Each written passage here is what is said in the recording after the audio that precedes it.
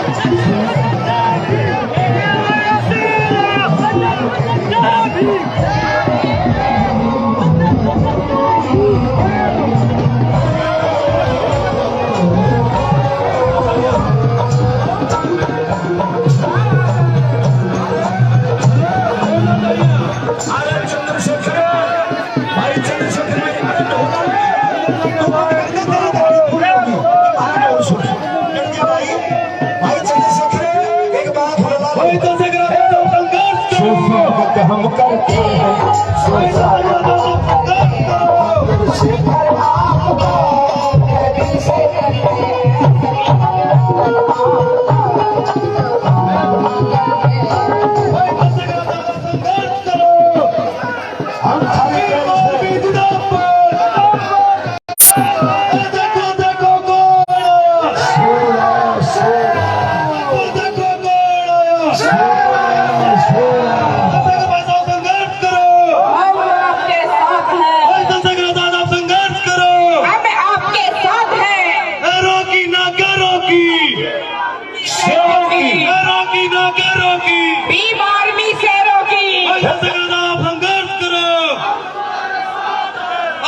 Party जिंदाबाद,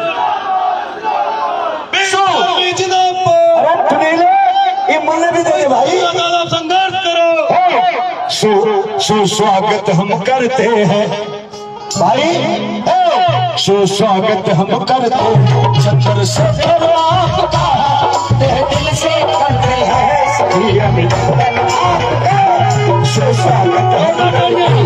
सुस्वागत हम करते हैं चंद्रशेखर आपका, दिल से करते हैं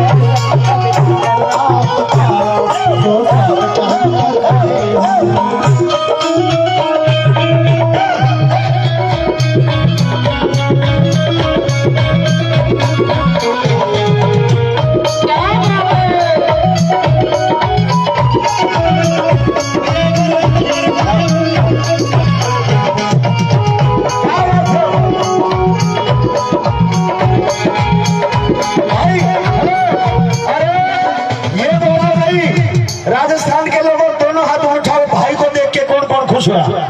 भैया बैठ जो भाई को देख के खुश रहा वो बैठ जाएगा, और जिसके मन में खोट है वो खड़ा रहेगा। और ये बात मंच पे भी लागू है, जब मंच पे अनुशासन होगा तो नीचे भी अनुशासन होगा। भाई चंद्रशेखर भाई जी हेलो, अरे मेरी भी आंख में दो, एक मिनट बैठ जा तुम पाछे ना, सारे के सारे से बैठ जाए। हेलो आजाद आपके बीच मौजूद है, अपनी बात रखेंगे। हाँ जी। सुने, एक बार डी ग्रुप में जितने भी है सारे के साथ बाहर हो जाए, आगे मंच के आगे जितने भी भाई खड़े बाहर हो जाए प्लीज। रिक्वेस्ट है लाडी भाई से खास तौर से निवेदन है कि बैठ जाओ। सुस्वागत हम करते हैं, सुस्वागत हम करते हैं चंद्रशेखर आपका, दिल से करते हैं सुस्वागत हम करते हैं। हेलो, जितने भी साथी जो खड़े हैं भाई साइड में लो, और जो बैरिकेडिंग बना रखी उससे पीछे हो जाए, बैठ जाए सभी साथी। जो पीछे वाले दिख नहीं रहे उनको तो वॉलंटियर क्या करें, व्यवस्था उन्होंने काम करे भाई। वॉलंटियर टीम जो है ये व्यवस्था बनाएगी। ये वॉलंटियर साथी है, ये सारी व्यवस्था कर रहे हैं आप लोग। और मंच के बारे में मंच के आगे जितने भी लोग खड़े हैं, कमेटी के लोग भैया व्यवस्था बनाए, जो पत्रकार मंच के आगे जितने भी लोग खड़े, मीडिया को छोड़ के साइड हो जाए, मीडिया के अलावा सभी साइड हो जाए और बाकी लोग नीचे बैठ जाए। अगर आप भाई चंद्रशेखर आजाद को सुनना चाहती है तो कृपया करके भैया बैठ जाए, सभी साथ हो जाए, हाथ जोड़ के बैठ जाए। आपके बड़े भाई आपके बीच में है, उनकी व्यवस्था आपके आपने प्लीज नीचे बैठ जाए, बार बार रिक्वेस्ट की जा रही है आपसे नीचे बैठ जाए। अभी जुल्म ना सहेगी यारो, मंच की आवाज पीछे बैठ जाए, आपके लिए जगह व्यवस्थित रखी हुई है, कृपया करके व्यवस्था बनाए रखें। जो भी भाई खड़े हैं नीचे बैठे प्लीज, रिक्वेस्ट है आपसे। ये कार्यक्रम हमारा खुद का है, इसकी व्यवस्था हमारी जिम्मेदारी है, व्यवस्था को बनाए रखें। चंद्रशेखर भाई आपके बीच में है, सभी साथियों से हाथ जोड़ के निवेदन है, आप सबसे एक बार दोबारा रिक्वेस्ट करें, जो साथी खड़े हैं वो बैठ जाए, तो यार मीडिया के बच्चे उनको सभी साथी वहाँ पे बैठ जाए। परेशान हो रहे हैं मीडिया, थोड़े से कौन कौन भाई का स्वागत करना चाहता है दोनों हाथों में, और बैठे बैठे डांस करेंगे, बैठे बैठे, ठीक है? रेडी, आइए, रेडी भाई, जल्दी लगा दो, उठा भाई, ताली मार के, ताली ताली ताली।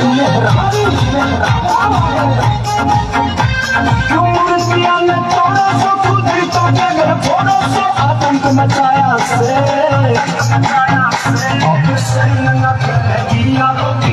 आदमी जुल्म सहेगी यारो भीम आदमी।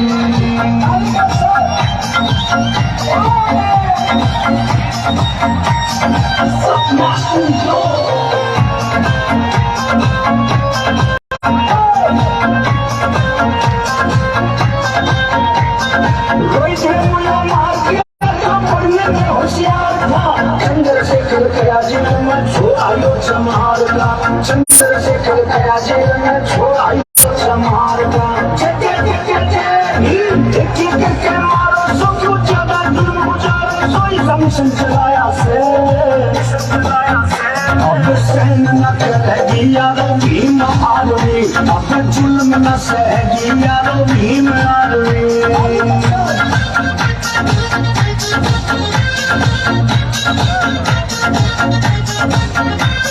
मूल निवासी हम भारत के फिर भी करके जीवे थे, घड़ा का पका भर गया से हम भूख सबर की पीवे थे, घड़ा का पका भर गया से हम भूख सबर की पीवे थे। बाबा साहब अमर रहे, बाहर से तुम आए, सोने क्यों इतना इतराए, सो सब समझ में आया से अब सहन न करेगी यारो भीम आदमी, अब जुल्म न सहेगी यारो भीम आदमी।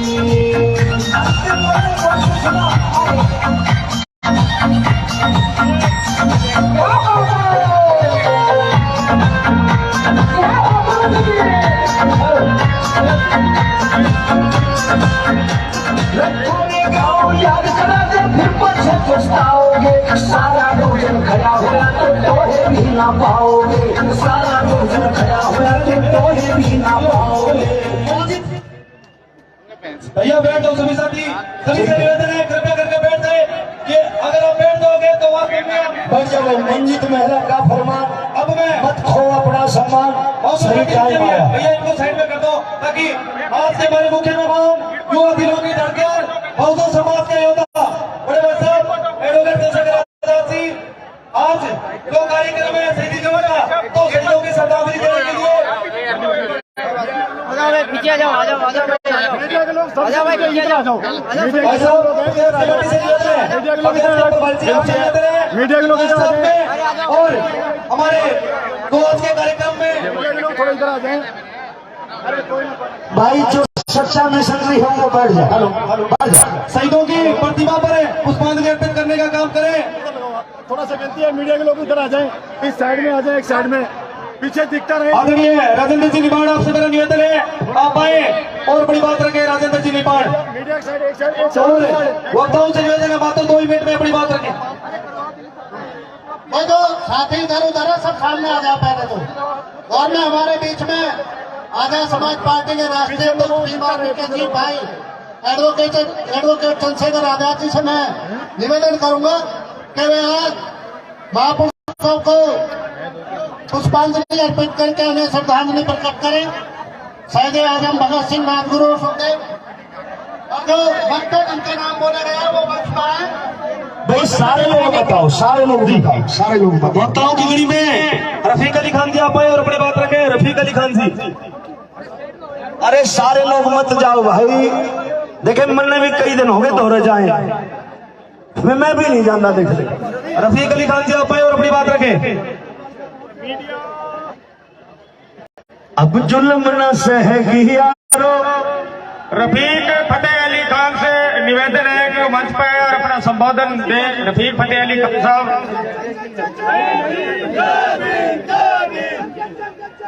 रफीक जी आपसे निवेदन है कृपया करके जल्दी मंच की ओर आए और अपनी बात रखें।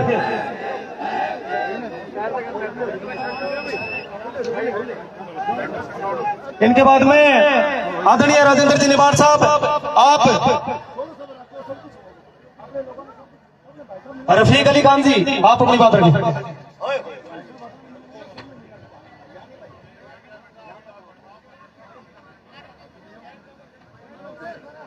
माननीय आजाद समाज पार्टी के प्रभारी रविंद्र भाटी जी आएंगे और अपनी बात रखेंगे।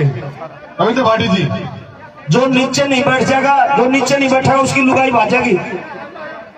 जय भीम। सभी बहुजन महापुरुषों को नमन और वंदन करते हुए आज शहीदी दिवस पर इस प्रोग्राम के मुख्य अतिथि आजाद समाज पार्टी के राष्ट्रीय अध्यक्ष और एडवोकेट चंद्रशेखर आजाद जी अपना नेता और आदर्श मानते हुए सर्वप्रथम शहीदों के लिए 2 लाइन समर्पित करता हूं। आओ झुककर सलाम करें उनको जिनके हिस्से में मुकाम आता है। आओ झुककर सलाम करें उनको जिनके हिस्से में ये मुकाम आता है। खुश नसीब वो होता है वो खून जो देश के काम आता है।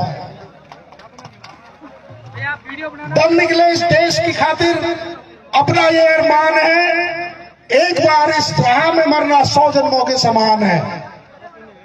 मैं भीम आर्मी और आजाद समाज पार्टी के क्रांतिकारी सिपाहियों के लिए 2 लाइन उनके कानून, उनके संघर्ष, प्रेरणा, उनके साहस को समर्पित करता हूं कि दिल दिया है जान भी देंगे मिशन तेरे लिए।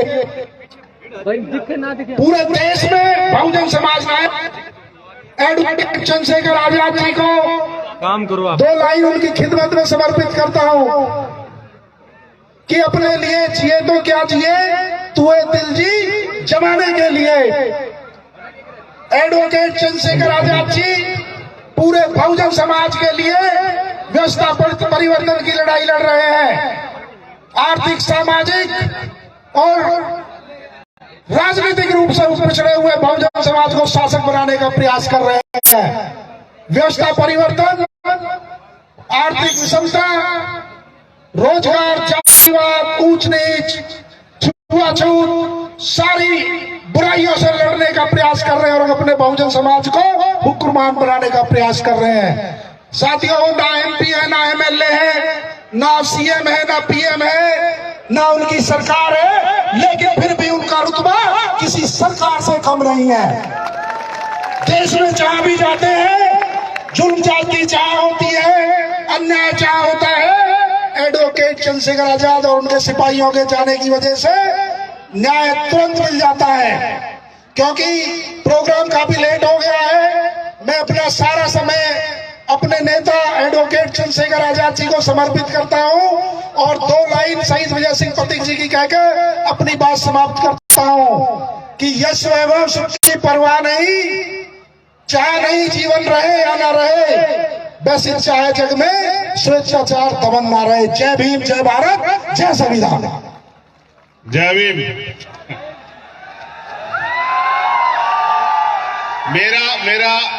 मेरा निवेदन है आपसे, आप अपने प्रोग्राम में भेड़ बकरी जैसे ना दिखाई दें, जो जहां वो बैठ जाए। मैं समझता हूं गर्मी हो रही है, मैं आपकी तकलीफ को समझ सकता हूं, लेकिन खड़े ना रहें। ऐसा लगता है जैसे आप हमसे अलग हैं जो लोग खड़े हैं। आप जहां भी हैं, अगर गर्मी लग रही है तो छांव में जा खड़े बैठ जाओ, लेकिन बैठ जाओ। माएं बहनें बैठी हुई हैं, मैं आपसे अपील करता हूं, अगर आप मुझसे प्यार करते हैं तो बैठ जाओ। जो जहां खड़ा है वहीं बैठ जाए। अगर गर्मी लग रही है तो छांव में जाकर बैठ जाए, वो एक अलग बात है, लेकिन खड़े ना रहें, क्योंकि खड़े रहने से ऐसा लग रहा है कि आप हम में से नहीं है, आप हमसे अलग हैं। ऐसा महसूस ना कराएं मुझे। ये काम पुलिस के लोगों का, इंटेलिजेंस के लोगों का, LIU के लोगों का है, वो खड़े रहकर ड्यूटी कर सकते हैं। ये आपका काम नहीं है, आप तो मालिक लोग हो ना। आप बैठ जाओ, बैठ जाओ। अगले 1 मिनट में कोई खड़ा ना रहे ग्राउंड में। आगे शुरू कराओ प्रभारी जी। वक्ताओं की अगली कड़ी में बहन प्रिया मेघवाल अपनी आए और अपनी बात रखें। प्रिया मेघवाल जी, आप सभी इनसे परिचित हैं और ये बहन का पहले भी यहाँ भादरा में प्रोग्राम हो चुका है। अभी राजस्थान की पहली अंतर्राष्ट्रीय महिला बॉडी बिल्डर है। इन्होंने हाल ही में अभी थाईलैंड में गोल्ड मेडल जीतकर पूरे देश का और समाज का नाम रोशन किया है। मैं बहुत मंगल कामना देता हूं बहन को। बहन आया अपनी और बात रखें।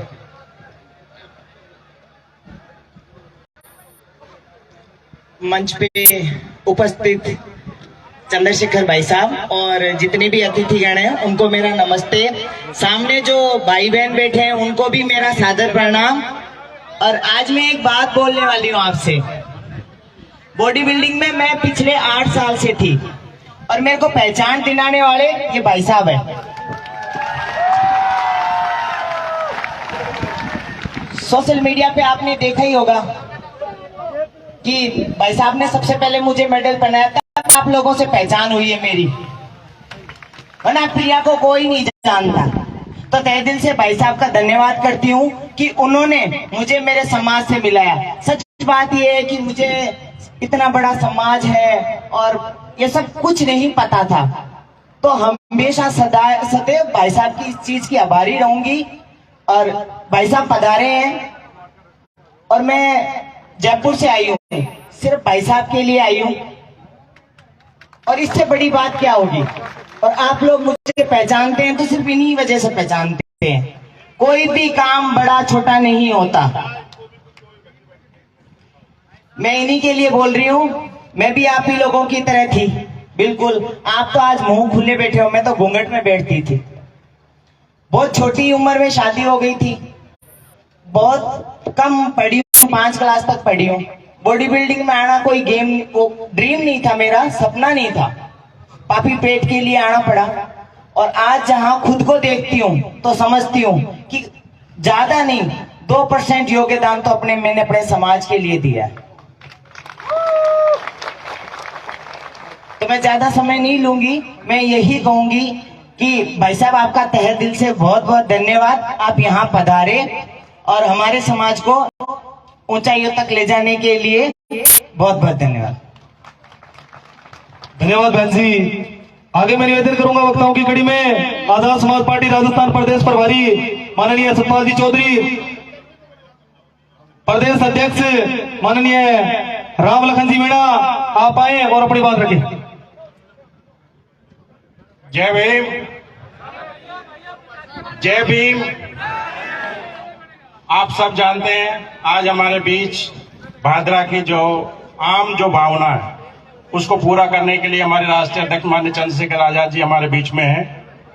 मैं भादरा के सभी नागरिकों की ओर से, बीकानेर संभाग की ओर से, राजस्थान के सभी नागरिकों की ओर से भाई चंद्रशेखर आजाद जी का बहुत तहे दिल से आभार व्यक्त करता हूं, अभिनंदन करता हूं, स्वागत करता हूं। मैं चूंकि आज शहीदी दिवस है, आज हमारे 3 शिरोमणि शहीदों की शहीदी का दिवस है, शहादत का दिवस है, मैं आप सबसे अनुरोध करूंगा कि उनके हम एक एक का नारा लगाएं और हम अमर रहे कहेंगे। मैं नाम बोलूंगा, आप अमर रहे कहेंगे और उनको हम श्रद्धांजलि देंगे।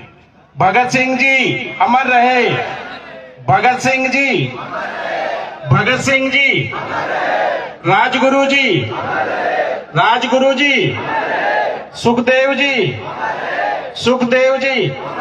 ये हमारे शहीदों को श्रद्धांजलि थी। बाकी भाई ने हमारे जो पुष्पांजलि हम सबकी तरफ से अर्पित कर दी है। मैं ज्यादा समय नहीं लूंगा, बस एक दो बातें कहूंगा।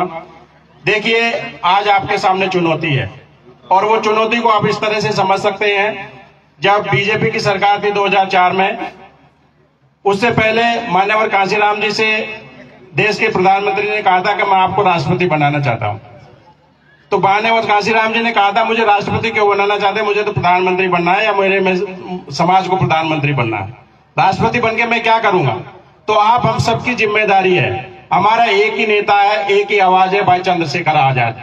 हम भाई चंद्रशेखर आजाद को इस देश का प्रधानमंत्री देखना चाहते हैं। क्या देखना चाहते हैं? हाथ खड़े करके बताइए, आप देखना चाहते हैं। बहुत बहुत धन्यवाद। मैं आपको ज्यादा समय नहीं लूंगा क्योंकि भाई को हमको सुनना है। भाई बहुत दूर से आए हैं और आपने मुझे बुलाया। हमारे जो भीम आर्मी और Azad Samaj party, student union, mission 78 के जो पदाधिकारी कार्यकर्ता इतने दिनों से इस कार्यक्रम को सफल बनाने के लिए लगे हुए थे, उनका मैं तहे दिल से आभार व्यक्त करता हूं, धन्यवाद ज्ञापित करता हूं। धन्यवाद। जय भीम, जय संविधान, जय शहीद। धन्यवाद सर। अब मैं निवेदन करूंगा भादरा विधानसभा अध्यक्ष सतवीर सिंह जी दाइमा, जोगीवाड़ा ग्राम पंचायत समष्टि टीम और जिला अध्यक्ष रेवताराम जी आप आए और भाई साहब को मुकुट बनाकर उनका मान सम्मान और स्वागत करें। और वक्ताओं की कड़ी में माननीय प्रभारी जी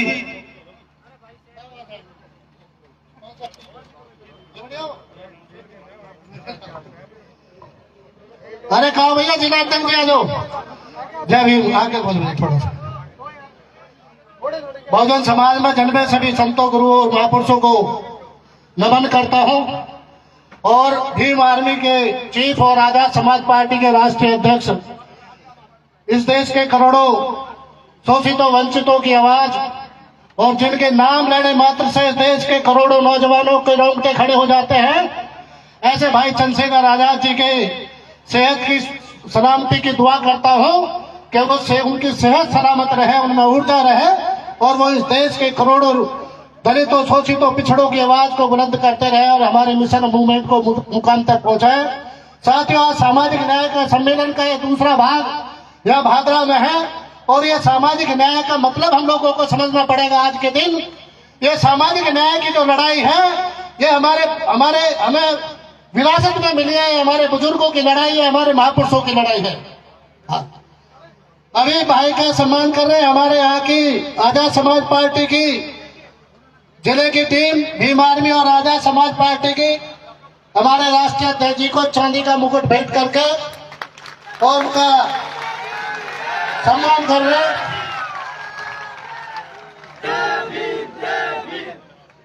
तो साथियों, ये जो लड़ाई है सामाजिक न्याय की, ये विरासत में मिली है। और मैंने जेल में रह के भगत सिंह को पढ़ा, उन्होंने सारी क्रांति जेल में की है।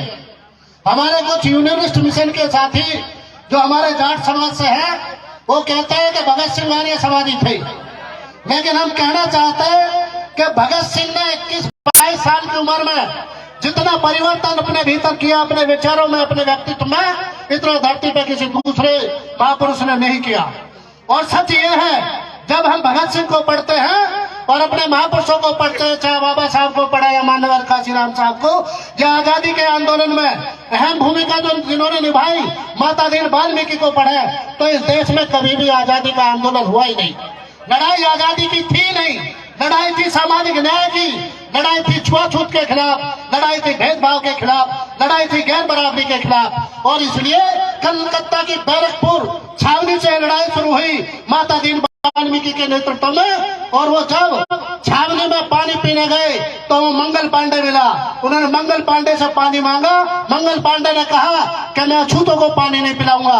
तब माता दीन ने कहा कि तुम्हें ये 7 फुट का आदमी अछूत दिखाई दे रहा है और तुम जिस कारतूस को मुंह से खोलते हो तुम जिस बेल्ट को, चमड़े की बेल्ट को बांधते हो, जिस चमड़े के हेड को पहनते हो, जिस जूते के चमड़े के जूते को पहनते हो, उससे आपको छुआछूत महसूस नहीं होती। वहां से ये गैर बराबरी के खिलाफ सामाजिक न्याय की लड़ाई शुरू हुई, जो कलकत्ता की बैरकपुर छावनी से इलाहाबाद और कानपुर और लखनऊ होते हुए मेरठ तक पहुंची।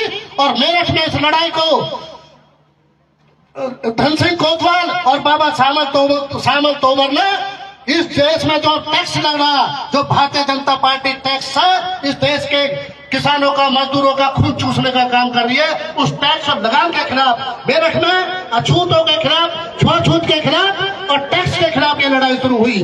और ये सामाजिक न्याय की लड़ाई, इसको चालाक लोगों ने जब देखा कि इस देश में आजादी आने वाली है, तो इस देश के चालाक लोगों ने अंग्रेजों की मुखालफत शुरू कर दी। जिन अंग्रेजों से साहब डॉक्टर भीमराव अंबेडकर ने इस देश में हम लोगों को न्याय दिलाने का काम करा, हमें बहुत सारे कानून बना के हम लोगों की, गरीबों की, शोषितों की, वंचितों की, दलितों की, SC ST के लोगों की, पिछड़े समाज के लोगों की माली हालत में सुधार करने का काम करा। तब उन लोगों ने छल से इस सामाजिक न्याय के इस आंदोलन को आजादी का आंदोलन नाम देने का काम किया। इसलिए हम कहना चाहते हैं, आज जो भादरा की ऐतिहासिक जमीन पर जो आंदोलन हो रहा, जो सामाजिक न्याय सम्मेलन हो रहा, ये हमारे महापुरुषों की उसी विरासत की देन है, उसी विरासत का हिस्सा है। इसलिए आप लोग आज इस इतिहास के गवाह बने हो कि भगत सिंह ने जब जेल में रहकर अपने सच्चे मन से, दृढ़ संकल्प से इस छुआछूत के खिलाफ लड़ाई लड़ी। उन्होंने कहा कि वो उसको बोधा सिंह बोलते थे, जो उनकी बैरक की सफाई करते थे। उन्होंने कहा, बोधा सिंह आप वाल्मीकि समाज से हो और मेरी और आपकी जिम्मेवारी है कि हम इस देश से छुआछूत खत्म करेंगे, भेदभाव को खत्म करेंगे, गैर बराबरी को खत्म करेंगे।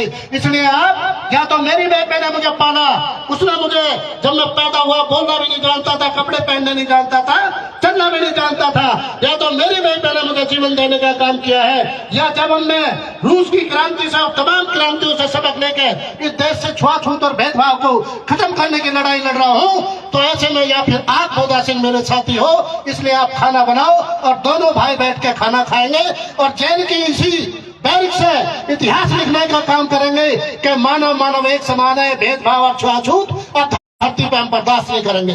बोधा सिंह ने इनकार किया, लेकिन भगत सिंह की जब फांसी का दिन मुकर्रर हो गया तो भगत सिंह ने फिर कहा कि अब मेरी फांसी का दिन मुकर्रर हो गया है, बोधा सिंह आप खाने का इंतजाम करो।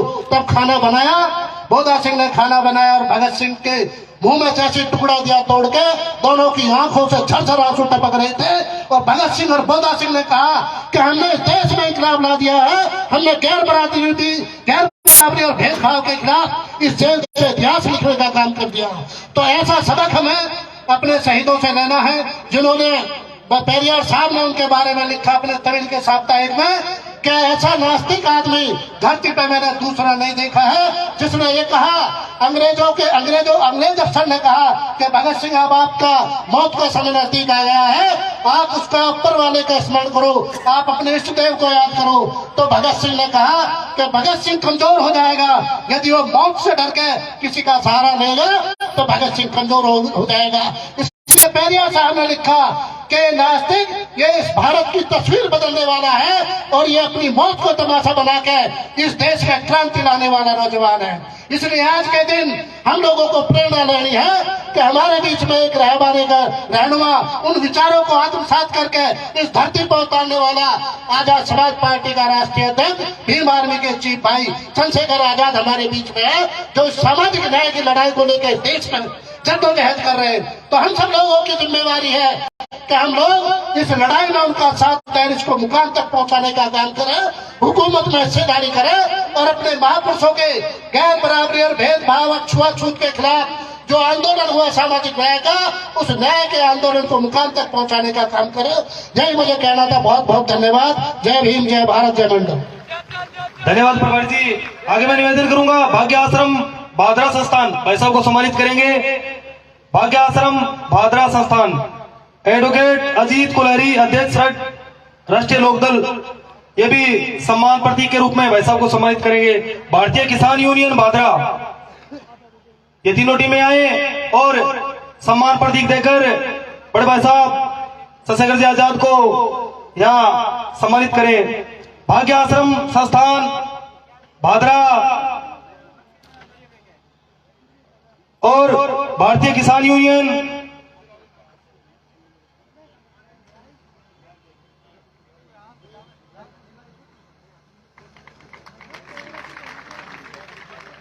जोरदार तालियां।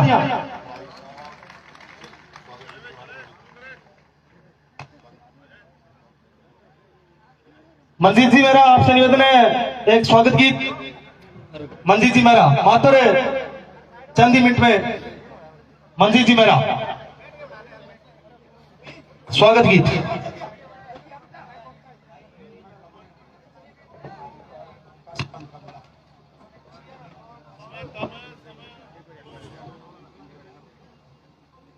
ये माइक कौन कर रहा है?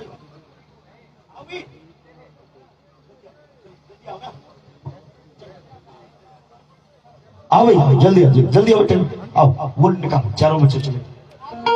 हाँ साथियों, ये जो अभी भाई चंद्रशेखर जी ने कहा कि भाई आप मिशन के व्यक्ति हैं, ये माहौल बिल्कुल छोटा करो। ये समय जो है, ये राजपाट जो आज कर रहे हैं, बड़ी खुशी भाई ने कहा कि हमारे पास अगर पैसा होता तो कुर्सियां ये वहां तक होती। लेकिन साथियों, आप सच्चे सिपाही हैं और ये सिपाही बाबा साहब अम्बेडकर ने क्या बलिदान दिया हम लोगों को यहाँ तक पहुंचाने के लिए। आइए जरा चलिए। मेरे भीम ने लड़ी लड़ाई रे इस राज के लिए,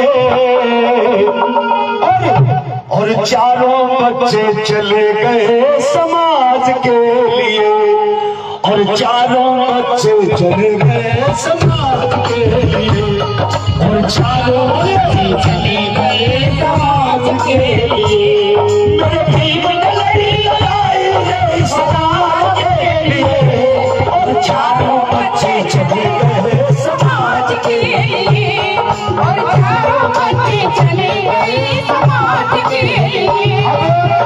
ये लोग चाहते हैं कि संविधान चेंज होगा, लेकिन ऐसा नहीं होगा। भाई चंद्रशेखर ने क्रांति पैदा कर दी। क्या होगा? जो बीत गया है वो अब दोहराना आएगा, जो बीत गया है वो अब दोहराना आएगा। जिस जिसके दिल में भाई चंद्रशेखर है वो दोनों हाथ में उठा। भाई चंद्रशेखर, भाई मेरी आंख में फोटोग्राफर हट जाए यहाँ से। भाई चंद्रशेखर एक बार चेक कर लो, जिसने हाथ में इस दिल में सिवा तेरे, इस दिल में सिवा तेरे कोई और ना आएगा, जो भी है वो अब दोहराना आएगा।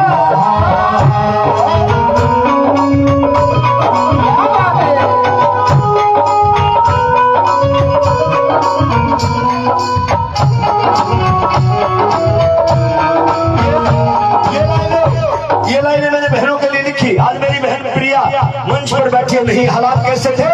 हाँ, ये कैसी थी लाचारी, हाँ, ये कैसी थी लाचारी, ये कैसी अबला नारी, पैरों के बिस्तर ऊपर तेरी खुलती थी आसारी, पैरों के बिस्तर ऊपर तेरी खुलती थी आसारी, तू रही तड़पती।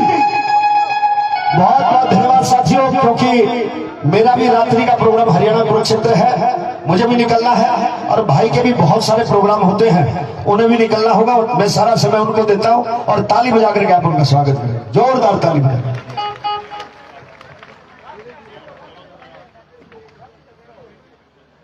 हमको भाई का इंतजार है, हमको भाई का इंतजार है। भाई जी जल्दी से भाई को बुलाओ, नहीं तो बारिश भी आने को तैयार है। हमको भाई का इंतजार है, नहीं तो बारिश भी बिल्कुल ये तो प्यार है।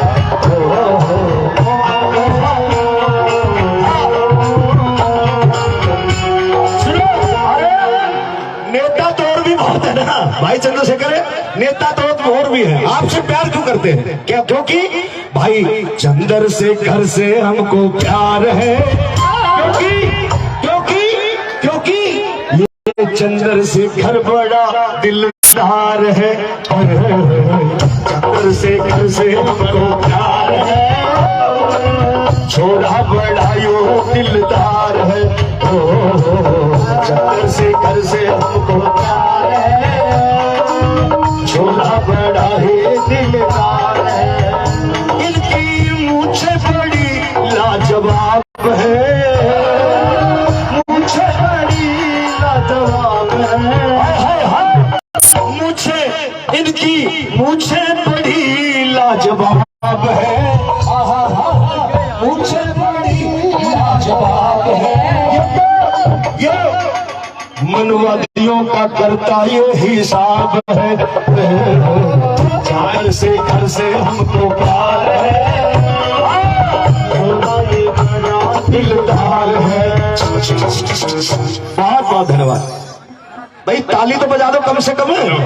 बोलिए जय जय जय जय जय भीम, जय भीम, जय भीम, जय जय जय जय जय भीम, जय भीम, जय भीम। बहुत बहुत धन्यवाद, बहुत बहुत धन्यवाद मंजीत भाई। 1 मिनट में बैठ जाओ, बस बैठ जाओ, जल्दी से बैठ जाओ, समय बहुत कीमती है।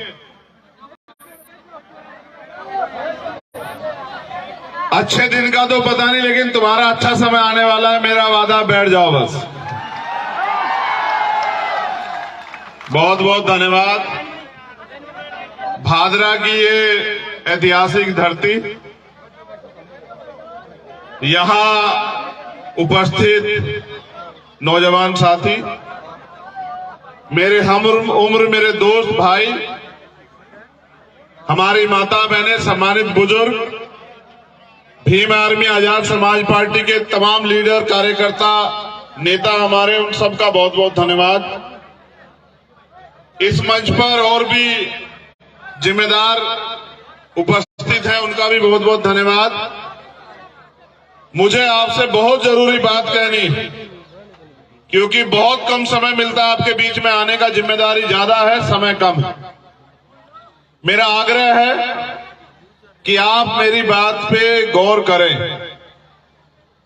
अगर आयोजक कमेटी की इजाजत हो तो मैं ये उतार लूं, ज्यादा बोझ मत रखो मेरे ऊपर, फ्री होके काम करने दो। सबसे पहले तो शहीदी दिवस पे हमारे शहीदों को नमन।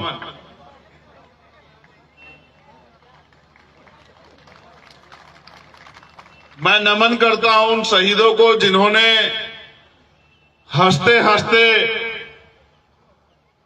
गुलामी की बेड़ियां काटने के लिए, और इस उम्मीद से कि आने वाली पीढ़ियां उनको पढ़ के गुलामी की इस आदत को बदल देंगी, ऐसी दृढ़ संकल्प के साथ जिन्होंने हंसते हंसते फांसी का फंदा चूम लिया, ऐसे शहीदों को मैं नमन करता हूं। आज ऐतिहासिक दिन है, आज परिवर्तन का दिन।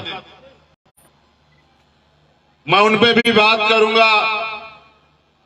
उनसे पहले मैं धन्यवाद देता हूं भाई मुकेश चोपड़ा जी को, यहां की पूरी टीम को, हमारे प्रदेश के दोनों प्रभारी सतपाल जी और रविंद्र कुमार भाटी जी को, हमारे भीम आर्मी के प्रभारी भाई अनिल धेनवाल जी को, और जो उनके साथ जो साथी काम कर रहे हैं, राम लखन मीणा जी, सत्यवान जी, जितेंद्र अठवाल जी।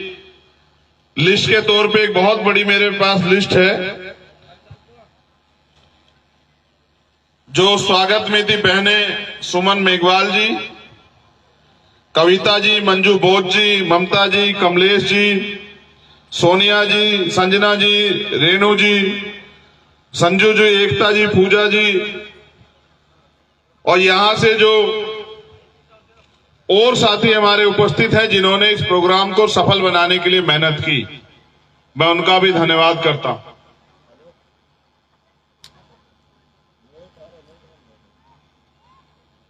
जब मैं आया बहुत धूप थी, मैं सोच रहा था कि भाई मैं तो छांव में बैठ जाऊंगा, हमारे लोग छांव में तो बैठ नहीं पाएंगे, वो धूप में परेशान हो जाएंगे, लेकिन देखो आपके संकल्प के आगे कुदरत को भी जो है मेहरबान होना पड़ा और ऐसा मौसम हो गया।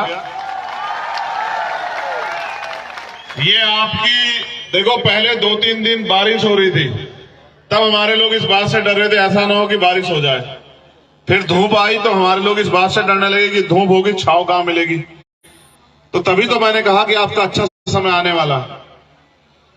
तो मैं सबसे पहले तो जो जिन कमेटी के लोगों ने मुकुट पहना है उनका धन्यवाद करता हूं। और मैं ये आग्रह करता हूं कि भाई ये सोने चांदी के मुकुट मेरे लिए नहीं है। इस पैसे को आप अपने मिशन के काम में लगाना। मुझे इस मुकुट का मैंने आपका सम्मान के तौर पे इसको रख लिया। इस पैसे इसको आप रखो, ये आपके काम आएगा। मेरा काम जो है वो समाज की लड़ाई लड़ना है। मैं राजा महाराजा बनना नहीं चाहता, ऐसे शौक भी नहीं रखता हूं। मैं तो एक सिपाही हूं अपने महापुरुषों के आंदोलन का। मैं आपसे बात करूंगा सम्मानित साथियों। अब तुम इसको थोड़ा पीछे करो, मैं इसको ले लूंगा बाबू। पीछे कर लो, जरा सा पीछे कर दो, फिर मैं इसको लूंगा। मैं जो बात आपसे कह रहा हूं ना, मैं चाहता हूं जब आप मुझसे इतना प्यार करते हैं, धूप में खड़े हैं, मेरी डांट भी सुनते हैं, अपने साधन भी लगाते हैं, अपनी मेहनत की कमाई से एक एक पाई पैसा जोड़ के आते भी हैं, समय भी खर्च करते हैं, तो यार मेरी बात पे गौर भी क्या करो। अगर आप मेरी बात के पीछे नहीं खड़े होंगे तो हम इस प्रदेश में ताकतवर कभी नहीं हो सकते। जब आप मेरी बात के पीछे खड़े होंगे, मेरे बताए गए रास्ते पे चलोगे, तो मैं गारंटी से कहता हूं, आज आप मुझसे लिखवा के रख लो कि अगले 6 महीने बाद आप इस प्रदेश में जब विधानसभा का चुनाव खत्म होगा, इतने ताकतवर हो जाओगे कि आपकी बांधी बंधेगी और खोली खुलेगी। इस बात को मेरी याद रखना आप लोग। मैं आपको इतिहास की तरफ ले चलता हूं, क्योंकि आज शहीदी दिवस है, तो मैं आपको इतिहास की तरफ लेके चलूंगा। यहां हमारी बहन बैठी है प्रिया, उसमें भी हम लोग बात करेंगे। देखो 14 अगस्त 1947 में हम लोग बात कर रहे हैं। देश अंग्रेजों के अधीन था। अंग्रेजों के संविधान से हम लोग, अंग्रेजों की न्यायपालिका प्रक्रिया से हम लोग, अंग्रेजों की शिक्षा प्रक्रिया से हम लोग जो हैं प्रभावित थे। 14 अगस्त को जो हमारे हालात थे, एक दिन बाद जब आजादी मिली 15 अगस्त 1947 को भी बिल्कुल झुके तू थे। इस बात को जरा गौर से समझो। जो गरीब था 14 तारीख को, वो 15 तारीख को भी गरीब था। 14 तारीख को जिसके पास जमीन नहीं थी, 15 तारीख को उसके पास जमीन नहीं थी। 14 तारीख को जिनके पास उद्योग नहीं था, 15 तारीख को उनके पास उद्योग नहीं था। 14 तारीख को जिनके पास पैसे नहीं थे, 15 तारीख को भी उनके पास पैसे नहीं थे। पावर अंग्रेजों से ट्रांसफर होकर इस देश में जिन लोगों के पास जो अंतरिम सरकार बनी, पंडित जवाहरलाल नेहरू के नेतृत्व में पावर उनके पास चली गई और उन्होंने वादा किया कि हम भारतीय संविधान जो बाबा साहब अम्बेडकर के नेतृत्व में बना, उसमें जो उसके जो उद्देश्य हैं उनको हम इस अंतरिम सरकार के जरिए लागू करेंगे, क्योंकि एक दिन में परिवर्तन नहीं होगा। मेरी बात पे गौर करना, ये बहुत अहम बात है, हमारे नौजवान साथियों को समझनी है, क्योंकि उनको समाज का नेतृत्व करना है। उनको सिर्फ जय भीम के नारे नहीं लगाने हैं, उनको सिर्फ मूर्तियों पे पैर नहीं छूने, माला नहीं चढ़ानी है। अगर उन्हें इस देश में अपने पैरों पे खड़ा होना है तो उन्हें इस बात को अमल में लाना पड़ेगा कि आपकी तरक्की कैसे होगी। 14 तारीख को जो जिस हालात में था, 15 तारीख को भी उस हालात में था, 16 तारीख को भी उस हालात में था। अगर हमारी जिंदगी में परिवर्तन होना था तो वो बाबा साहब अम्बेडकर द्वारा लिखित संविधान में जो हमारे लिए अवसर पैदा हुए उससे होना था। और सरकारों ने वादा किया, संविधान सौंपते हुए कॉन्स्टिट्यूशन असेंबली से बाबा साहब अम्बेडकर ने कहा था कि 1 वोट 1 वैल्यू, एक वोट उसका एक मूल्य। इससे हम राजनीति में तो बराबर हो जाएंगे, लेकिन जब तक इस देश में ब्राह्मणिकल सोशल ऑर्डर के आधार पर जो सामाजिक जातियों का भेदभाव है, जातिगत शोषण है, जातिगत अन्याय है, जब तक सामाजिक गैर बराबरी और आर्थिक गैर बराबरी की एक इतना बड़ा कि उसको छुआ ना जाए और एक इतना छोटा जिसको कोई छूना ना चाहता हो। एक की जेब में 1 रुपया नहीं और एक की जेब में करोड़ों रुपए प्रावधान किया। मैं धन्यवाद देता हूं विश्व रत्न डॉक्टर बाबा साहब अम्बेडकर को, हमारे रहबर, हमारे मसीहा को, जिसने अपना परिवार छोड़ के अपने समाज के बारे में, देश की करोड़ों महिलाओं के बारे में, गरीबों शोषितों के बारे में सोचा। उनसे पहले भी ये प्रक्रिया महामानव तथागत बुद्ध, संत श्रोमणी सतगुरु रविदास, भगवान वाल्मीकि, गुरु नानक देव, संत कबीर, गुरु घासीदास के नेतृत्व में चली आई सामाजिक परिवर्तन की। फिर राष्ट्रपिता ज्योतिबा फूले, साहू जी महाराज, पहले रामास्वामी नायकर, पहले लल्लू यादव, संत गाडगे जी महाराज, नारायणा गुरु, उनके नेतृत्व में भी ये परिवर्तन के आंदोलन चले। उनके जाने के बाद बाबा साहब अम्बेडकर ने मोर्चा संभाला। उनके समकालिक सर छोटू राम, उनके बाद की कड़ी में चौधरी चरण सिंह, मामला रामचंद्र वर्मा, जननायक कपूरी ठाकुर, बाबू जगदेव प्रसाद कुशवाहा, ऐसे रहबर जिन्होंने अपना पेट काट के अपने खून से इस आंदोलन को सींचा। आज उन सबको नमन करने की जरूरत है, लेकिन उनको पूजने की जरूरत नहीं। हम सबसे बड़ा धोखा ये करते हैं, हम महापुरुषों को नमन करने के बजाय, उनके रास्ते पर चलने के बजाय उनको पूजने का काम करते। जब जब हम महापुरुषों को पूजेंगे, हम उनके पुरुषों के दिखा रास्ते पे चलेंगे, उस दिन इस देश में हमारी गुलामी, चाहे समाजी, अम्बेडकर ने वोट का अधिकार हमें दिया, भी राजी नहीं था तो लगान देते हैं। बाबा साहब अम्बेडकर इस बात पे अड़े रहे कि लोकतंत्र तब पूरा होगा जब अंतिम व्यक्ति को भी वोट देने का अधिकार मिले। अंतिम व्यक्ति को वोट देने का अधिकार मिले, इस बात के साथ उन्होंने जो है लगातार बिटवा दो। चलो गौर करो, अभी देखना वेखना है या फिर अपनी बात रखूं?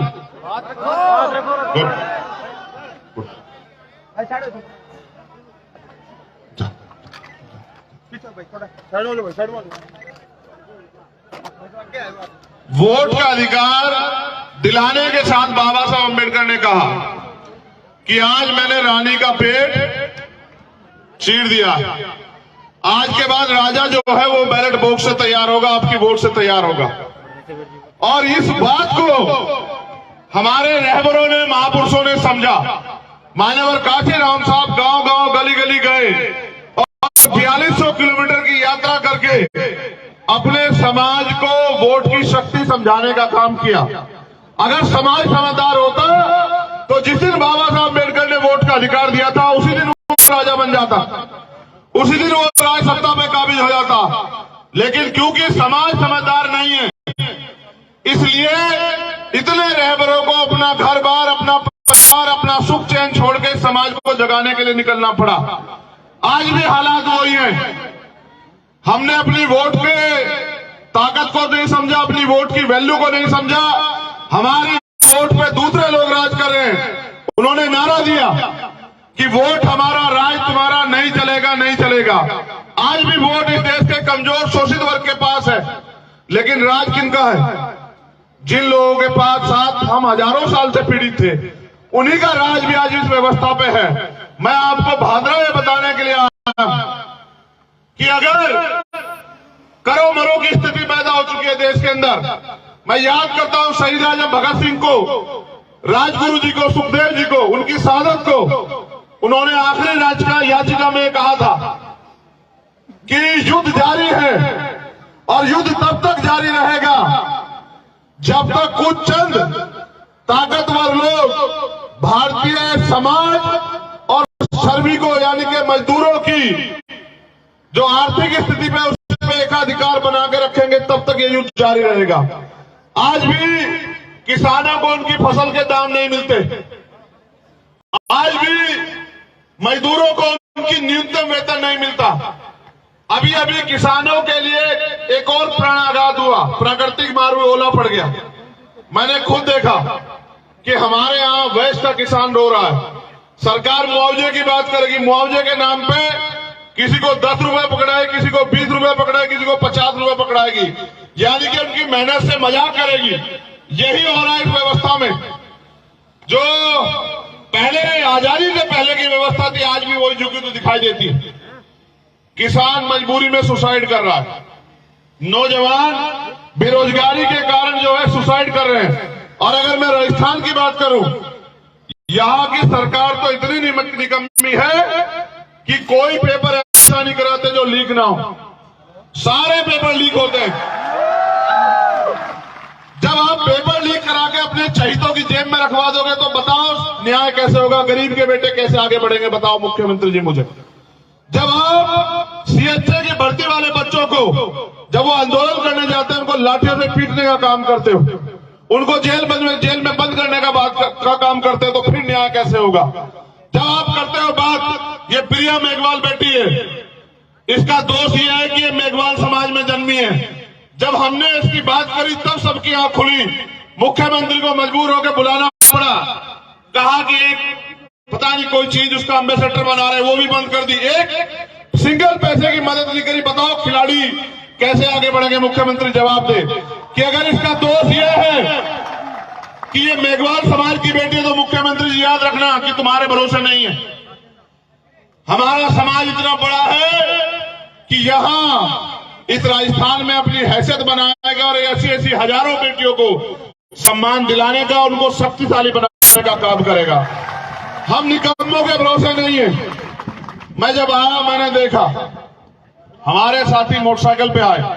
क्या तुम में से कोई एक भी ऐसा है जिसको बुलाने के लिए पैसे दिए गए हो? वहां तक जो बैठे हैं किसी को साधन दिया गया? नहीं भैया नहीं। खाना भेजा गया? नहीं। तुम सब लोग वो हो जो मेरी तरह चिंतित हो, जिनके दिल में बात है कि भाई हमें आजाद हुए 75 साल से ज्यादा हो गया, अब तो हमारी गुलामी बेबसी खत्म हो, अब तो हमारी गरीबी कटे। लेकिन ये गरीबी कटेगी कैसे भाइयों? जब वोट की ताकत का प्रयोग आप दूसरे को दोगे। सोचो, साहब कहा करते थे कि वोट पंजे वालों को दोगे तो वो ताकतवर होंगे, वो अपने बेटों को आगे बढ़ाएंगे। तुम्हारे बेटों को क्यों आगे बढ़ाएंगे? तुम्हें क्यों आगे बढ़ाएंगे बताओ? वोट अगर तुम उनको दोगे तो तुम ताकतवर कैसे हो सकते हो बताओ जरा मुझे। तुम्हें याद नहीं है कि राजस्थान के लोगों याद दिलाऊं याद? इंदर मेघवाल को भूल गए हो क्या? अभी 15 तारीख, अभी मैं भूला नहीं वो खून के आंसू, जितेंद्र मेघवाल को भूल गए हो क्या? ओम प्रकाश रैगर को भूल गए हो क्या? जब उनका परिवार मुझसे मिलता है, तीनों का परिवार, तो ऐसे गले लगा के चिंगाड़ के रोता। बताओ उनको क्या जवाब दूं कि मेरा समाज गुलामी छोड़ना नहीं चाहता? क्या जवाब दूं उनको? बताओ क्या जवाब दूं इंदर मेघवाल के पिताजी को, जिसपे उसके बाद भी हमला हुआ उसके चाचा पे, और मुख्यमंत्री तमाशा देख रहा था बैठ के? बताओ क्या जवाब दूं जितेंद्र मेघवाल को कि सरकार ने जो वादा किया वो वादा पूरा नहीं किया, सिर्फ मूछे रखने में मेरे भाई की हत्या हुई। आज भी वो परिवार है सुरक्षा के माहौल में, उनके लाइसेंस ऑफ बने 1 साल बाद। बताओ क्या जवाब दो ओम प्रकाश रैगर को कि जिसने उससे उसकी जान छीन ली, उसको जेल नहीं भेजा, मुख्यमंत्री ने उसको बचाने का काम किया। इस सरकार के भरोसे लड़ोगे? इनको रहनुमा मानते हो? इनसे उम्मीद करते हैं ये तुम्हारी गुलामी बेबसी काटेंगे? जानवर के आगे से भी उसका खाना भोजन हटाओगे वो भी रिएक्शन कर देगा। कुत्ता देखा है नहीं देखा है? कुत्ता पालते भी होंगे तुम लोग। कुत्ते के आगे से कभी भोजन उठा के देखना, क्या करेगा पता है तुम्हें? वो क्या करेगा? तुम्हारे सारे अधिकार ये सरकारें छीन ले रही है। मेरे गुलाम भोले भाले गुलाम बने हुए समाज के लोगों, अपने बारे में सोचो तो सही। कौन सोचेगा तुम्हारे बारे में? जितने अधिकार बाबा साहब अम्बेडकर अपने 4-4 बच्चे कुर्बान करके देके गए थे, उनमें से बचा क्या तुम्हारे पास? एक आरक्षण व्यवस्था है, सरकारें भर्ती नहीं निकालती हैं, संविदा से भर रहे हैं मुख्यमंत्री। ये यहां की सरकार के हाल नहीं है, केंद्र की सरकार के हाल है। भाजपा हो, कांग्रेस या कोई और सरकार हो, हम तो सिर्फ और सिर्फ वोटर बने हुए हैं। तुम इतने बड़े पैमाने में यहां आए, अगर इतने बड़े पैमाने पे मेरी बात मान के अगर रोज एक आदमी को तैयार करे और उनसे कहे कि इस बार अपने भाई के हाथों को मजबूत करना, तो मैं गारंटी से कहता हूं कि राजस्थान में आपके अधिकार छीनने वाला कोई बचेगा नहीं। क्यों नहीं मिल रहा प्रिया मेघवाल को सम्मान? क्योंकि उनका समाज उनका गुलाम बना हुआ है, इसलिए नहीं मिल रहा है। जिस दिन इसका समाज विद्रोह करेगा, जिस दिन इसका समाज अपमान को अपमान समझेगा, उस दिन आप देखना वो आपके पैरों में पड़ा होगा मुख्यमंत्री। ये ताकत है आपके पास वोट की। गुलाम मत बनो, हालात बहुत अच्छे नहीं है, यहां इतने सारे मामले हैं, मैं गिनाता रहूंगा तो आपके आंसू निकल आएंगे। मैंने इतना तो देखा राजस्थान में, 4 बार आया मैं जोधपुर, इंद्र मेघवाल के परिवार से मिलने, मुख्यमंत्री ने गिरफ्तार करवाया, फिर वापस, कभी दिल्ली कभी हरियाणा, 5 ही बार मैंने इनसे कहा आऊंगा, कह के गया था मेरे एक बहनवा अधिकारी है कि इस बार आऊंगा, लेकिन इस बार अपने तरीके से आऊंगा, जो मेरा नाम है रोक के दिखाना, अगर तुम लोग रोक सकते हो। नहीं रुका, आया, मिला, फिर ये सब लोग परेशान हुए, मुझे 50 गाड़ी लगा के जयपुर में वहां दिल्ली छोड़ के आए। मुझे क्या दिल्ली छोड़ के आते हो, मेरा समाज जिस दिन जाग जाएगा, ये दलित, पिछड़े, आदिवासी, मुसलमान, जैन, सिख, बौद्ध, पारसी जितने जाग जाएंगे तुम्हें छोड़ के आएंगे दिल्ली। ये बात याद रखना। कहां मुझे दिल्ली छोड़ के आते हो? मैं तो आपसे बताने आया हूं, एक लिस्ट है मेरे पास, देना जी।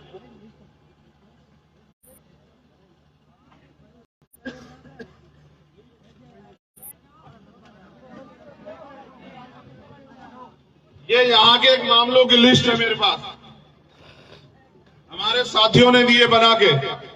मैं इसलिए वो कर रहा हूं क्योंकि इंटेलिजेंस के लोग भी हैं, एडमिनिस्ट्रेशन के भी हैं, मीडिया के भी हैं, शायद हमारी बात को उठा दे, और हो सकता है कान में से रुई निकाल के मुख्यमंत्री जी सुन लें। सुनना उनना तो है नहीं। देखो, जालसाजों के चक्कर में मत आना।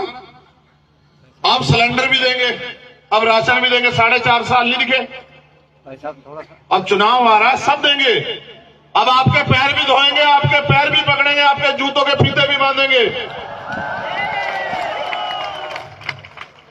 क्योंकि अब आपकी जो सबसे बड़ी ताकतवर, जो करोड़ों रुपए से ताकतवर है, आपकी वोट, वो छीननी है ना आपसे, उसको चुराना है ना, उसको लूटना है ना, उसको लूट के अपनी ताकत बना के आपकी खाल भी उतारेंगे 5 साल। ये भी, इसके लिए भी तैयार रहना मेरे लोगों। अगर इस बार गलती करोगे, इनके भरोसे रहोगे, तो अगली 5 साल जो खाल उतरेगी उसके जिम्मेदार भी आप लोगों के, मुझसे मत कहना। मैं तो आपको रास्ता दिखा सकता हूं। मुझे बाबा साहब अम्बेडकर ने अकेले को नहीं समझाया, किताबों में आपको भी समझाया। मैंने उनको जीते जी नहीं देखा, मेरी उम्र उनसे बहुत कम है, मैंने उनको किताबों में देखा, क्योंकि उन्होंने मुझसे कहा, मैं समझता हूं स्पेशल मुझसे कहा कि पॉलिटिक्स इज द मास्टर की, राजनीतिक सत्ता वो चाबी है जो आपकी सारी परेशानियों को हल कर सकती है। ये भी कहा कि राजनीति में हिस्सेदारी न करने का सबसे बड़ा नुकसान ये है कि अयोग्य लोग आपके ऊपर शासन करेंगे। आप ये बताओ, ये मुकेश गरीब का बेटा यहां से आगे क्यों नहीं बढ़ सकता? आप बताओ मुझे, क्या इसमें कोई कमी है पैसे वाला ना होने के अलावा? बताओ, ये गरीब का बेटा आगे बढ़ सकता है नहीं बढ़ सकता? बताओ, हाथ उठा के बताओ, ऐसे नहीं चलेगा। बढ़ सकता है नहीं बढ़ सकता है? जब हम पे पैर है तो हम बैसाखियों के सहारे क्यों रहे? जवाब दो। जब तुम अपने आप इतनी क्षमता रख सकते हो तो बैसाखियों के सहारे क्यों हो? बताओ। देखो, मुझे इतने सारे मामले सौंपे हैं, मैं तुम्हें बताऊंगा अभी। कालूराम मेघवाल को झूठे मर्डर केस में फंसाया गया। लालगढ़ में एक 8 साल की नाबालिग के साथ रेप करके उसका मर्डर कर दिया गया। भाई कालूराम मेघवाल ने उस 8 साल की नाबालिग लड़की की आवाज उठाई और अपराधी को सजा दिलाने का काम किया, इसलिए उसको झूठे मर्डर केस में फंसाया गया।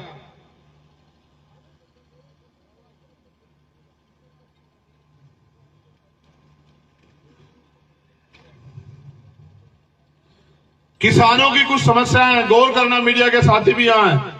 अमर सिंह ब्रांच और सिद्धमुख ब्रांच, अमर सिंह ब्रांच के लगभग टेल किसानों को कभी पूरा पानी नहीं मिलता, जिससे टेल के किसान हर रोज धरने प्रदर्शन करते रहते हैं, लेकिन सरकार को ये दिखाई नहीं देता। सिद्धमुख ब्रांच के किसानों को ना तो बाराबंदी हुई, ना ही सिद्धमुख ब्रांच के किसानों को पूरा पानी मिलता है। बीमा पॉलिसी में किसानों के साथ लूट हो रही है। सरकार बीमा कंपनियों के साथ मिलकर सभी किसानों से प्रीमियम काटती है, लेकिन फसल खराब होने के बाद लगातार किसानों के साथ धोखेबाजी कर रही। पिछले 2-3 साल से यूरिया खाद और डीएपी खाद के लिए किसान दर दर भटकने को मजबूर हो रहा है। राजस्थान में रिजर्वेशन और बेरोजगार युवाओं के संबंध में SC, ST, OBC के विभिन्न सरकारी विभागों में खाली पड़े जो पद हैं, बैकलॉग है, उसको सरकार पूरा करे। हो सकता है घोषणा कर दे मुख्यमंत्री, पूरा नहीं कर सकते। इतने अच्छे होते तो 4 साल में बहुत नौकरियां देते हमारे लोगों को। राजस्थान न्यायिक सेवा और प्रशासनिक भर्ती में इंटरव्यू आधारित भेदभाव को समाप्त करें। पारदर्शी तरीके से चयन प्रक्रिया बनाई जाए। संविदा प्रथा को समाप्त करके स्थायी नियुक्ति प्रदान की जाए। जल दाय विभाग में बहुत सी कम भर्तियां निकली है, पिछले सालों से इन भर्तियों को निकालकर भर्ती की जाए। आजकल सरकारी नौकरियां बहुत ही कम होती जा रही है, इसलिए प्राइवेट सेक्टर में भी SC, ST, OBC को उचित प्रतिनिधित्व प्रदान किया जाए। ये इनकी मांग है, मैं इसके सहमत में नहीं हूं। मैं तो कहता हूं जितना प्राइवेट सेक्टर है उसको सरकारी कर दो और उसमें SC, ST, OBC के बच्चों को आरक्षण दो, उनको आगे आने दो, उनको नौकरियां करने दो, उनको पैसे वाला बनने दो। हमारे हनुमानगढ़ जिले में और आसपास के जिलों में ITI के सभी ग्रेड में लगभग 50% युवाओं को डिप्लोमा कर रखा है, लेकिन युवाओं का भविष्य गर्त में। भादरा के गेहूं में कुछ असामाजिक तत्व द्वारा बाबा साहब की मूर्ति विरोध करना, जाटान गांव में बाबा साहब चौक पे काली पोतना है, बीती रात का मामला है। धन्यवाद। अब मेरी बात पे गौर करो। धूप निकली है, तुम्हारे जीवन में भी उजाला आएगा। धूप इसलिए निकली है, इससे घबराओ मत। देखो, सरकारें चुनाव से पहले कितने मांग पत्र देती हैं, कितनी घोषणाएं करती हैं, क्या उसको कभी पूरा करती हैं? करती है नहीं करती है? आवाज कम क्यों हो रही है? रोटी नहीं, जोर लगा के आवाज दो। नहीं करती है, हर बार आपको ठगती है। आप लोग ठगे जाते हो। कितनी बार ठगे जाओगे भाई? इस 75 साल में ठगने के अलावा सरकारों ने कुछ किया है क्या? मैंने मध्य प्रदेश को 12 फरवरी में एक रैली की थी। मैंने वहां उस दिन अपने लोगों से कहा, आज आपसे भी कह रहा हूं, अपने जिले की मांगों का एक पत्र बनाओ और वो मांग का पत्र मुझे सौंपो और आपकी एक एक मांग चुनाव खत्म होने के एक दिन बाद, जिस दिन आपकी सरकार बनेगी, उस एक एक मांग को पूरी करके देने की जिम्मेदारी मैं आपसे लेता हूं। मैं झूठ नहीं बोलता हूं। मैं किसान भाइयों से भी कह रहा हूं कि उनके साथ भी जो अन्याय हो रहा है, उन्होंने 75 साल से में भरोसा किया, क्यों पड़े उनके चक्कर में? ये आपसे वोट लेते हैं, आपको भूल जाते, क्यों इनके चक्कर में हो? इनको बदलो और नई पीढ़ी को मौका दो। यहां मुस्लिम समाज के भाई भी हमारे हैं, वो अभी मुझसे कह रहे थे, साहब हमारे साथ अन्याय हो रहा है। मैंने एक घटना बहुत दुर्दांत देखी कि राजस्थान से 2 नासिर और जुनैद को फर्जी गोरक्षक उठा ले जाते हैं। पुलिस की मौजूदगी में, सरकार की मौजूदगी में इनके आंख के नीचे उठा ले जाते हैं। उनको पीटते हैं, इतना पीटते हैं कि वो मरणालात हो जाते हैं, फिर उनको जिंदा जला देते हैं। ये आजाद भारत है? कहां आजाद है देश के अल्पसंख्यक समाज के लोग? उनसे भी कह रहा हूं, करौली में दंगा हुआ, आप रोते रहते हो कि फलानी पार्टी की सरकार में दंगे होते हैं, इनकी में भी हुआ। इनके भरोसे रहोगे तो जो मैंने घटनाएं गिनाई, उनके जिम्मेदार आप हो या नहीं हो बताओ। अगर आपने इन पे भरोसा न किया होता, 2 अप्रैल के मुकदमे वापस लिए सरकार ने? लिए नहीं लिए बताओ? तो इनके भरोसे रहोगे क्या आप लोग? इसलिए आपसे कहने आया हूं, जरूरी नहीं, जिंदगी का कोई पता नहीं है कब जीवन का आखिरी पल हो, लेकिन जिस तरह से हमारे शहीद आजम और उनके साथी जिए, उसी तरह से जीना है। अगर कल की मौत आती, आज आ जाए, लेकिन स्वाभिमान, सम्मान और आपके अधिकारों से समझौता बिल्कुल नहीं होगा, किसी कीमत पे नहीं होगा। और जो गुलामी, बेबसी, गरीबी, लाचारी, अन्याय, अत्याचार के साथ आप जीवन जी रहे हो, उसका और ये खात्मा आपकी वोट की शक्ति से हो सकता है। साहब कहते थे, जिस कौम को मुफ्त के खाने की आदत हो जाती है, वो कौम कभी तरक्की नहीं कर सकती। आपको अपनी लड़ाई अपने कंधों, अपने पैरों पर लड़नी पड़ेगी। भेड़ बकरी की तरह मत करो। तुम समाज के योद्धा हो, तुम्हारी गुर्राहट होनी चाहिए, भेड़ बकरी की तरह मैं नहीं होनी चाहिए।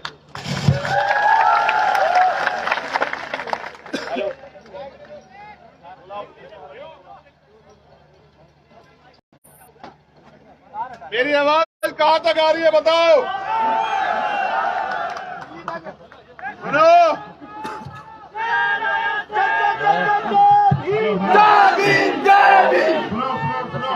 एक मिनट, शेर भी जानवर होता, मैं इंसान हूं, इंसानों के दुख दर्द को समझता हूं, गरीब का बेटा हूं। मैं तुम्हें अपने बारे में कह रहा हूं, अगर हमारा दल संपन्न होता तो आज मेरे भाई जमीन पे नहीं बैठे होते, मेरी बात को याद रखना। अगर हमारा दल संपन्न होता तो यहाँ टेंट लगा होता पूरा बड़ा, एसी लगे होते उसमें कि तुम्हें गर्मी ना लगे, और बढ़िया कुर्सी बिछी होती। हम यहाँ जमीन पे क्यों बैठे हैं? क्योंकि हमें जमीन की लड़ाई जमीन से लड़नी है। अभी हमें अपनी लड़ाई जमीन पे लड़नी है। कल समय बदलेगा, आपके लिए भी साधन और अवसर तैयार होंगे, लेकिन कब होंगे? जब राजनीतिक शक्ति आपके पास आएगी। जब बाबा साहब ने आपको कहा कि वोट के जरिए आप अपनी गुलामी की बेड़ियां काट सकते हो, तो क्यों नहीं काट रहे हो? बताओ, क्या आप गुलाम बने रहना चाहते हो? नहीं। कितने लोग हैं जो गुलामी की बेड़ियां काटना चाहते हो? हाथ खड़ा करो। वो जो उधर खड़े हैं वो गुलाम रहना चाहते हैं क्या? दोनों हाथ खड़े करो जो लोग गुलामी की बेड़ियां काटना चाहते हैं। देखो, हमारे पूर्वजों ने लड़ाई लड़ी। क्यों भाई, तुझे किसी ने पैसे वैसे दे देगा हमारे खिलाफ? हेलो भैया, हमारे छोटे शहर की दाढ़ी ऐसी बढ़िया है। हेलो, चुप रहिए। हेलो हेलो,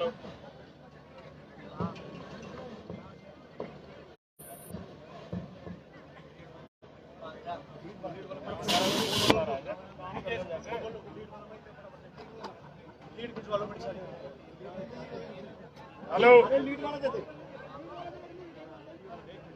उसे छोड़ दो। इधर देखो, यहाँ के अधिकारी भी मना कर रहे थे कि हम लाउड स्पीकर की परमिशन नहीं देंगे। कहा उन्होंने हमारे साथियों से, चिंता मत करो, ये परमिशन देने दिलाने का अधिकार भी तुमसे ले लेंगे, चिंता मत करो, कुछ 6 महीने की बात रह गई है। मालिक कभी परमिशन नहीं मांगते हैं। टीम आर्मी के लोगों ने कभी परमिशन नहीं मांगी। अब तो हमने थोड़ा सा सिस्टम में आने का प्रयास किया है, क्योंकि अगर इस गंदगी को साफ करना है तो इस नाले में उतरना पड़ेगा। हम राजनीति में पैसा कमाने नहीं आए, हम राजनीति में पावर कमाने नहीं आए, हम राजनीति में इसलिए नहीं आए कि हमें बंगले बनाने हैं, हम राजनीति में इसलिए नहीं आए कि हमें महल बनाने हैं, जमीनें खरीदनी है। हम राजनीति में इसलिए आए क्योंकि हमारे लोग राजनीति का शिकार हो रहे हैं। जिस राजनीति के बल पे, जिस वोट के बल पे उनको इस देश में हुकूमत करनी थी, वोट होने के बावजूद भी वो कीड़े मकोड़ों की जिंदगी जीने के लिए मजबूर है। ये गुलामी हम लोग नहीं देख सकते हैं। और जब हमारी सरकार होगी तो साउंड खराब नहीं होगा। ये बताओ, आज भी बहन बेटियों के साथ अन्याय अत्याचार होता है। आप नौजवान हो, बताओ, आपको दर्द होता है नहीं होता है? बताओ। होता है। उसको रोकने का उपाय क्या है आपके पास? बताओ। अधिकार। जब तक आप अपनी ताकत नहीं बनाओगे, हर होने वाले अन्याय के जिम्मेदार आप खुद हो। जिस दिन आप अपनी ताकत बनाओगे, किसी की माँ ने दूध नहीं पिलाया कि आपके समाज पे अत्याचार कर दे। मेरी बात को याद रखें। बहनों माओ से भी कहना चाहता हूँ, वो राशन बांटने आएंगे आपकी वोट को लूटने के लिए। राशन की परवाह मत करना। हमने 75 साल अपने पैरों से, अपने हाथों से, अपने शरीर को बहा के अपना पेट भरा है। हम यहाँ उनके राशन के भरोसे नहीं। जब हम शासन करना चाहते हैं तो राशन पे वोट नहीं देनी है, ये भी आप लोग याद रखना। राशन तो हम देंगे, राशन भी देंगे, सुशासन भी देंगे, राजस्थान में एक ऐसा माहौल भी देंगे कि बहन बेटियां स्वाभिमान सम्मान से आगे बढ़े और ऐसा माहौल भी देंगे, लेकिन उसके लिए मुझे आपके साथ की जरूरत है। मैं आपसे साथ मांगने आया हूं। हेलो, फुल सपोर्ट है। हेलो भैया छोड़ दो इसको। ये जब तक कांग्रेस बीजेपी की सरकार रहेगी ऐसे माइक होंगे। अपनी सरकार दो। हेलो, सुनो मेरी बात। मैं आपसे भी कह रहा हूं, मां बहनों दोबारा सुन लो। आपके घर आया कोई कि मैं पैसे वाला हूं, आपकी जिंदगी बदलना चाहता हूं, ईमानदारी से बताना। आपके बच्चों की फीस की जरूरत पड़ी होगी, आपको आया आपके कोई घर की मदद करने? आपको खाने पकाने के सामान की जरूरत पड़ी, कोई आया? आपको इलाज के लिए पैसों की जरूरत पड़ी होगी, कोई आया? मुझसे सुनो, मैं जो कहना चाहता हूं, मैंने अपने पिता को अपने हाथों में दम तोड़ते देखा है, क्योंकि मेरे पास इलाज कराने के पैसे नहीं थे। अमीरों के बच्चों का इलाज प्राइवेट हॉस्पिटल में होता है और गरीबों के बच्चे सरकारी अस्पताल के बाहर मरते हैं। मैंने अपने पिता को खोया, उस दिन ये तय किया था कि किसी गरीब को इलाज पैसे कमी कारण इलाज के कारण नहीं मरने दूंगा, लेकिन अभी नाकामयाब हूं क्योंकि आप लोग मेरा साथ नहीं दे रहे हो। आप मेरा साथ दो। मैं आपको कह रहा हूं, ना कोई गरीब इलाज के कमी कारण मरेगा, ना किसी बच्चे के सपने से कुचले जाएंगे कि उसकी जेब में पैसे ना हो। ताकत बनाओ, चाहे विदेश में जाके पढ़ना, चाहे यहां पढ़ना, चाहे रोजगार करना, चाहे खेती करना, हर चीज की गारंटी आपको अपना दल देगा। फैसला आपको करना है। निकम्मों के भरोसे रहना है या अपने दल को ताकत देनी है। जरूरी नहीं मैं भादराबाद में आऊं, आज ही कह के जा रहा हूं, आपका असल खून हो, आपकी नजरें नहीं झुकने दूंगा। और आपने साथ दिया, मेरी बात को याद रखना। दोनों हाथ उठा के बताओ, मेरी मदद करोगे नहीं करोगे बताओ। जिसके दिल में भरोसा ना हो मत उठाओ। अगर आप मेरे काम से सहमत हैं, सहमत है, हमारे साथियों की मेहनत से सहमत है, सहमत है, अगर आप आजाद समाज पार्टी के लोगों के संघर्ष से सहमत हैं, सहमत है, अगर आप गुलाबी की बेटियां काटना चाहते हो, काटना चाहते तो दोनों हाथ बढ़ा के मेरे साथ कहो, अरे चंद्रशेखर आजादी कि हम आपके साथ हैं। मेरे बात आपकी कम है। कहो हम आपके साथ हैं, कहो हम आपके साथ हैं। अब मेरी बात पे गौर करो।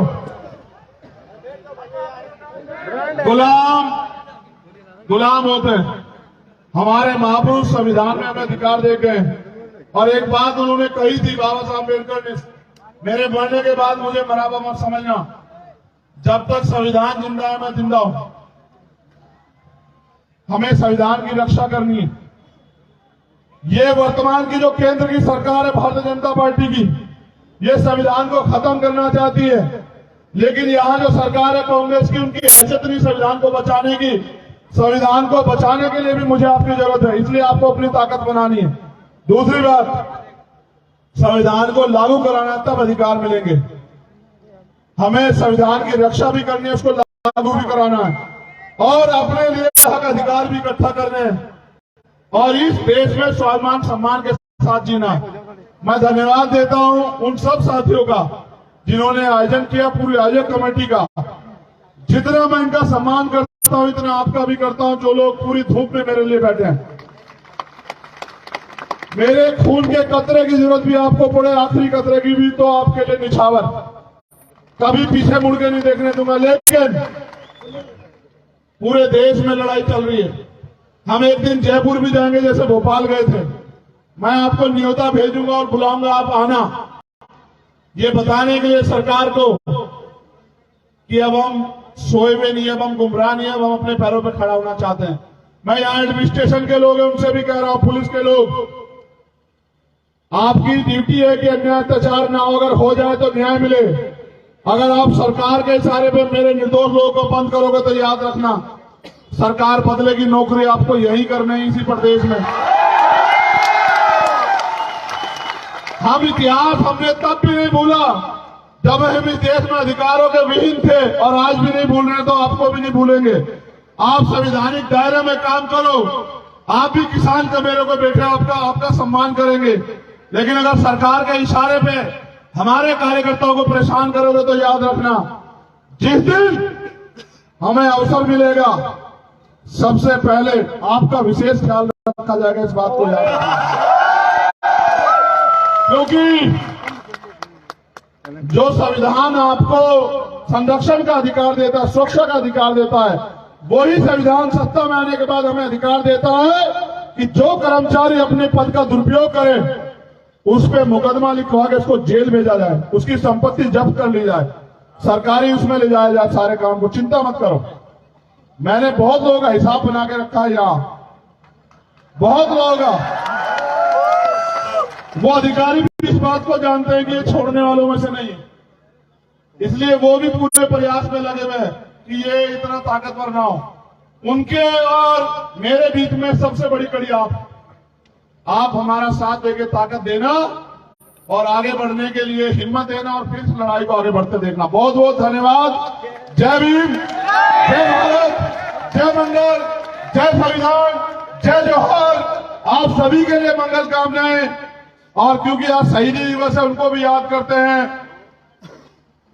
कि बहुत खुशनसीब होता है वो लहू जो देश के काम आता है। बहुत आओ झुककर नमन करें उनको, आओ झुककर नमन करें उनको। बहुत कम के हिस्से में ये मकाम आता है और बहुत खुशनसीब होता है वो लहू जो इस देश के काम आता है। हमारे शहीदों को नमन। उन्होंने सपने देखे थे कि जब देश आजाद होगा तो देश में रहने वाले लोग भी आजाद होंगे। उनके सपनों का भारत अभी नहीं बना, स्पेशली शहीद आजम सरदार भगत सिंह के सपनों का भारत नहीं बना, वो भी बनाना है। उस भारत को बनाना है, उसके लिए संघर्ष करेंगे। तो इसलिए धन्यवाद।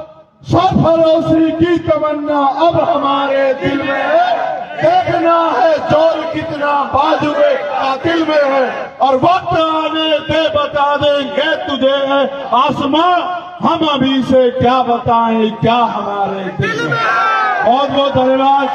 जय भीम, जय भारत, बहुत बहुत धन्यवाद।